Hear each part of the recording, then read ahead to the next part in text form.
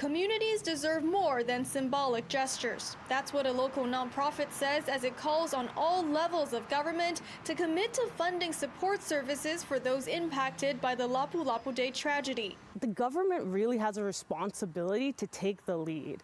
They need to work in partnership with communities, but it really shouldn't be for the communities or those most affected to reach out. Filipino BC, the advocacy group that's been speaking out for and supporting victims for the last few months, say many of them are still recovering from the trauma and finding it difficult to navigate programs like ICBC, Crime Victim Assistance Program, and EI due to language barriers and long wait times. Imagine, if you're taking care of a loved one or grieving the loss of a loved one, trying to even have the mental capacity to, wait for hours on hold with EI, or to get told by ICBC that you can't have something that you then need to advocate for. We've really tried to connect with levels of government to say this is what's happening on the ground.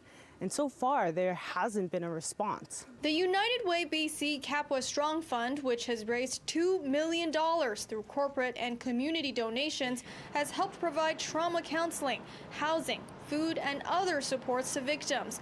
But Filipino BC says that money will soon run out. We run very lean as an organization in an effort to, retain all of the Kapwa Strong funding, federal, provincial, municipal commitments. That would give us certainty that we're able to provide these services in the long term.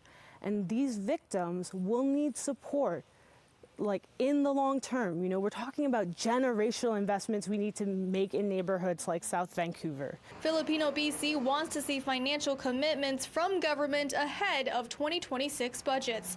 In Vancouver, Cecilia Hua, City News.